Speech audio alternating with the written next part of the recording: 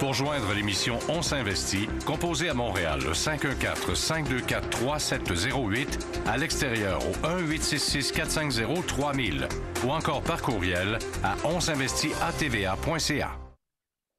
Alors, on poursuit avec les questions des téléspectateurs, questions envoyées par courriel ou encore sur notre boîte vocale. Et justement, j'en ai une anonyme, en fait, la personne ne s'est pas nommée, qui nous dit « J'ai des indices de pays émergents, ADRE, donc qui représente, et je le voyais, là, on va le voir à l'écran, cet indice-là en devise américaine des pays émergents, et FNI, qui représente davantage la Chine, et aussi du marché EAFE, donc l'IFI, Europe, Asie, Extrême-Orient. Cette partie internationale représente 12 de mon portefeuille, soit 9 pour l'IFI, donc Europe, Asie, Extrême-Orient plutôt, et 3 pour les pays émergents, en gros. J'ai perdu beaucoup ces dernières années dans cette portion de portefeuille. Que pensent vos experts de ces investissements à l'étranger? Est-ce que je devrais conserver ces indices dans mon portefeuille REER? François Rochon, votre approche à l'international, quelle est-elle? Bien, c'est sûr que moi, je suis quelqu'un qui ne veut pas faire comme les indices, je veux faire mieux que les indices. Donc, mon travail, c'est faire du stock picking en bon français. Là. Donc, c'est de choisir les entreprises. Donc, je regarde ça beaucoup moins que choisir des indices ou choisir même des pays investis. C'est vraiment choisir des entreprises. J'irais même jusqu'à dire choisir les gens qui dirigent l'entreprise. Donc, comme je dis toujours, j'aime mieux miser sur un bon jockey que sur un bon cheval. Là. Mais idéalement, c'est d'avoir les deux, un bon jockey et un bon cheval. Absolument. Mais faites-vous quand même un choix de pays, de secteur dans le cadre de votre gestion? Là, je parle de la portion internationale pour répondre à la question. Moi, j'en fais pas vraiment. Je sais qu'il y a beaucoup de gens qui en font. Je pense que les gens qui le font devraient avoir une approche à très long terme. S'ils décident qu'ils veulent investir 3 de leur portefeuille en Chine, ils ne devraient pas le faire une année, puis l'année d'après, s'ils n'ont pas eu des bons résultats, de partir. Ils devraient rester là 10, 15, 20 ans. Puis sur une longue période, moi, je pense que la plupart des pays vont avoir des rendements similaires, donc autour de 10 là. Je suis sceptique qu'il y a des marchés qui vont beaucoup mieux faire que la moyenne à long terme. Là. Puis si on regarde sur une très longue période, la plupart des pays occidentaux, les rendements sont à 1 ou 2 près, assez semblables. Là. Donc, dans cette optique-là, s'il décide qu'il veut une diversification internationale, il devrait garder ses fonds indiciels très longtemps. D'autant plus qu'on parle d'une proportion de 12 d'un portefeuille REER. C'est pas nécessairement énorme. Je pense pas que c'est abusif pour une portion internationale comme ça. Si la dernière année et demie a été moins bonne, c'est peut-être pas le temps justement de s'en départir. Non, c'est ça. Il faut dire que chaque dollar est important, là, mais je pense que quand on décide d'investir dans des indices, dans des pays qu'on connaît un petit peu moins bien, je pense que c'est important de rester là longtemps puis laisser, disons, le temps aux arbres de mûrir. Et il faut rappeler, puis d'ailleurs, on en a parlé hier, on a revu tous les marchés des catégories d'actifs. La portion pays émergents a moins bien fait l'année dernière. Alors souvent, peut-être que ça décourage certains investisseurs qui sont trop axés sur le court terme de leur portefeuille. J'imagine que vous le voyez, vous aussi, Michel Marcoux, là, dans le cadre des investissements d'un fonds commun internationaux. Beaucoup d'investisseurs ont tendance à regarder leur portefeuille à court terme. C'est pour ça que je dis toujours que les femmes sont de meilleurs investisseurs que les hommes, parce qu'ils regardent moins leur état de compte, ils suivent moins leur portefeuille, mais finalement, quand on a un plan de match, ils vont le suivre à long terme. Et ça, je trouve que c'est une bonne nouvelle. Évidemment, c'est facile de dire qu'ils ont moins fait par le passé, mais je pense qu'on a une stratégie de placement, il faut d'abord la garder. Il y a plusieurs stratégies de placement. Il y en a on ne peut pas dire qu'il y en a qui sont totalement pas bonnes et d'autres meilleures que les autres, mais il faut s'assurer au moins d'une stratégie de la garder au moins un cycle économique. Alors là, je pense que monsieur a regardé les résultats de l'an dernier, puis si on regarde le Brésil avec moins 18, le Mexique moins 3,8, l'Europe, l'Allemagne, évidemment, c'est très faible, Hong Kong moins 20, Shanghai moins 21,7. C'est pas une bonne année, mais c'est pas une raison. Plusieurs années avant de récupérer ça, c'est quand même des pertes C'est pas une raison pour lancer la serviette. Par contre, quand je regarde, moi, les gestionnaires qui m'intéressent, que je suis, comme par exemple Taï Boussada, on parlait chez Edgepoint, c'est des gens qui achètent des entreprises. C'est des gens qui n'investiront pas nécessairement au Brésil ou dans des pays émergents parce que, pour des raisons, des fois, de bilan financier, que les normes comptables ne sont pas toujours les mêmes. En Chine, on ne sait pas trop toujours ce qui se passe, comment ça se passe.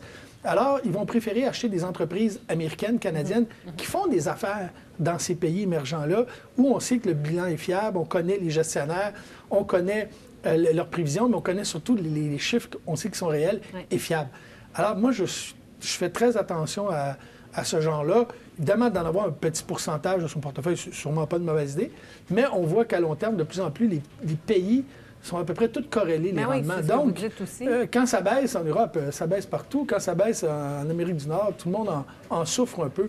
Donc, je pense qu'il faut faire attention à Donc, ça. vous aussi, vous êtes Et plus en faveur d'un gestionnaire qui choisit de bonnes compagnies, c'est qui ont des activités à C'est l'international. clair, avec mon argent, c'est ce que je fais. Ça ne m'intéresse pas le pays, ça m'intéresse l'entreprise. Et comme je disais tantôt, le gestionnaire de l'entreprise ou du fonds qui le gère. Mais pour conclure sur cette question-là, beaucoup trop tôt peut-être pour prendre une décision. Oui, puis si le monsieur a déjà ça, puis il a perdu Patience. des sous, patience, attendez, puis on en reparlera dans 10 ans. D'accord. Maintenant, Marc de Québec qui regarde 3 titres actuellement, Fairfax Financial, FFH, Dollarama, DOL et Rogers Communications, RCI, catégorie B, les meilleurs pour Montcélie. Merci. Alors, réponse. Bien, dans le cas de Fairfax, je pense que c'est une excellente entreprise qui est bien gérée. Ils essayent, ou ils réussissent même, à imiter le modèle de Warren Buffett, Oui. là, Berkshire Hathaway. Personnellement, j'avais un choix à faire, je le mettrais plus avec Berkshire Hathaway que Fairfax. C'est rien contre Fairfax, je pense que c'est une bonne entreprise, c'est bien géré, puis si on regarde sur une longue période, ça a très bien fait. Je pense que Berkshire est un petit peu mieux. Dans le cas de Dollarama, la dernière fois, je pense Oui, que je suis vous venu, m'avez j'en ai parlé. dit beaucoup de bien, puis j'en passe beaucoup de bien, puis je pense que c'est une des meilleures entreprises au Canada à l'heure actuelle, donc je garderai certainement le titre. Rogers, je le connais un petit peu moins bien. C'est sûr que, un peu comme l'industrie bancaire au Canada, tout ce qui est cellulaire est très focusé. Il y a comme 3 joueurs, là, Bell, TELUS puis Rogers. Donc, ça fait que c'est difficile pour n'importe quel des 3 de croître à des ratios plus élevés que la moyenne de l'industrie, qui doit être 5, 6, 7 par année. Donc, c'est difficile de trouver un placement qui va vraiment avoir des rendements supérieurs quand c'est un marché qui est si peu fragmenté, au fond. Là. Ce qu'on veut, c'est gagner des parts de marché, puis c'est difficile quand le marché est splitté en 3. Là. Oui, oui. Donc, dans cette optique-là, probablement ça va être difficile d'avoir des rendements vraiment supérieurs à ce titre-là. C'est une bonne compagnie, Oui. puis ça va probablement continuer Donc, à si bien on faire, regarde mais les 3 titres, je comprends bien, évidemment, vous, votre confiance plus grande envers Dollarama, son Oui. modèle d'affaires, même si c'est un titre qui a connu une croissance spectaculaire, ce serait encore le temps, par exemple, d'en acheter si on n'est pas déjà actionnaire, parce que là, c'est pas spécifié. Ce serait quand même un bon moment encore d'en acheter pour participer à la Oui, croissance de j'achèterais. ce modèle d'affaires-là. Oui. Parmi les 3 titres, Oui. ce serait votre choix numéro 1. Oui. Est-ce que c'est vrai quand on dit que quand Fairfax entre dans une compagnie, ben, c'est bon signe pour cette compagnie-là qui est en difficulté? Parce que je le vois souvent dans des commentaires d'analystes. Quand une compagnie est en difficulté, des fois, Fairfax Financial arrive d'acheter une partie de cette compagnie-là. C'est que le travail est bien fait et qu'elle Oui. va réussir à contribuer au rétablissement de la compagnie. C'est pas une fausse rumeur, ça? non, je pense que Ça reflète la bonne Non. gestion de Fairfax. Après moi de ça, c'est un homme très brillant, très sérieux, puis peut-être le seul problème qu'il y a, c'est qu'il y a tellement de capital maintenant à gérer que c'est difficile de croître à des hauts ratios comme il pouvait le faire dans les années 80. Là. Mais je pense que c'est une excellente affaire. Là. Bien, merci, merci pour cette réponse. J'espère que ça vous aide. Marc, maintenant, Ginette nous demande que pensez-vous de la Banque TD, Saputo, le CN et Johnson & Johnson. Je voudrais qu'on commence par Johnson & Johnson. On en a glissé un mot tout à l'heure parce que vous avez parlé d'Abbott. Vous préférez Abbott à Johnson & Johnson pour des questions d'évaluation? Oui, je pense que Johnson & Johnson, de mémoire, est environ 12 fois le profit, tandis qu'Abbott est 9 fois. C'est pas une très grosse différence, mais bon, c'est quand même une petite différence. Les deux, probablement, vont faire des rendements similaires dans les prochaines années. Je pense que Johnson & Johnson, c'est très bien géré aussi. Il y avait des médicaments qui perdaient leur brevet dans les derniers mois, dans les dernières années. Il va sûrement en avoir encore en 2012. Donc, dans cette optique-là, il y a un remplacement à faire dans la division pharmaceutique qui est en train de se faire. Ils ont fait une grosse acquisition en Suisse, c'est une test que je pense qu'ils ont peut-être idéalement payé un petit peu cher. J'aurais aimé ça qu'ils payent un petit peu moins cher. Donc, dans cette optique-là, c'est sûr que quand on fait une grosse acquisition et on paye un petit peu cher, bien, ça va mettre un petit peu de pression sur la croissance des profits par action. Mais ce sera pas, c'est pas énorme à un point que j'éviterai le titre. Là.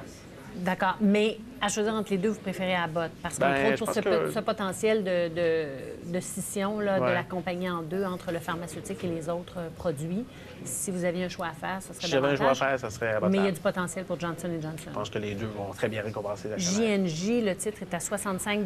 Le CN? Je pense que c'est une des belles entreprises au Canada. C'est sûr que c'est un peu la difficulté de toutes les entreprises dominantes, surtout au Canada, où que peut-être le potentiel d'expansion internationale n'est pas très grand. Donc, quand on domine un marché, c'est dur de croître plus que l'économie en tant que telle. Dans le cas de CN, je n'ai pas regardé récemment. Je pense que le coût-bénéfice qui a est... vraiment progressé au cours des derniers mois. Oui, le coût-bénéfice est peut-être 14-15 fois, donc on n'est pas en domaine de grande sous-évaluation.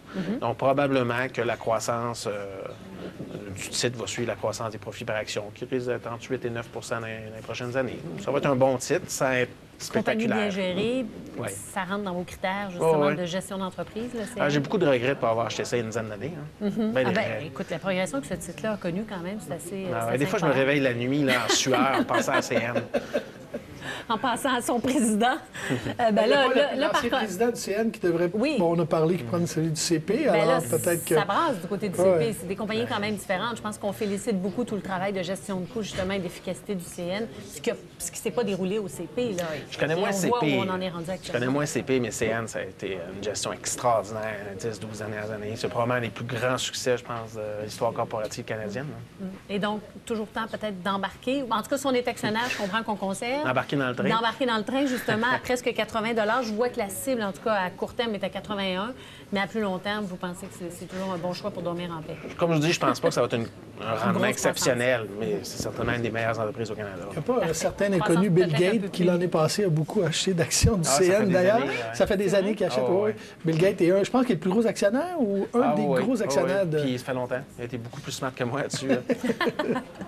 Bon, alors, voilà pour le CN. Saputo? Bien, Saputo, je la connais un petit peu moins. Je pense une excellente entreprise. J'ai regardé le bilan. Il continue à maintenir 20 de rendement de la part des actionnaires, ce qui est extraordinaire. Là.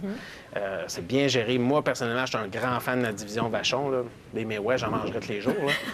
Là. Je l'avais regardé il y a plusieurs années, puis peut-être la petite chose qui a fait que je ne suis pas devenu actionnaire, peut-être c'est une erreur, là. C'est la division, tout ce qui est lié au fromage. Il y a une partie qui ne contrôle pas le prix du fromage. Ça, j'aime moins ça. Idéalement, j'aimerais ça qu'il y ait un meilleur contrôle sur le prix des produits qu'ils vendent, mais c'est pas de leur faute, là. Donc, c'est la nature de la business dans laquelle ils sont. Jusqu'à date, les résultats ont quand même été très, très bons dans l'ensemble. Peut-être c'est un petit peu moins mon genre d'entreprise à cause de ça. Gestion de la famille Saputo? Bien, on peut pas. Les résultats sont très bons sont depuis bons. plusieurs années. Puis comme je vous dis, 20 de rendement de la part des actionnaires qui est maintenu aussi longtemps, je pense que c'est un signe d'une excellente gestion. Là. 38 $ l'action SAP, c'est le symbole de Saputo. Et je regarde. Et là encore, quand je vous parle de cible, peut-être que je peux faire une mise au point. C'est 45 $ en moyenne.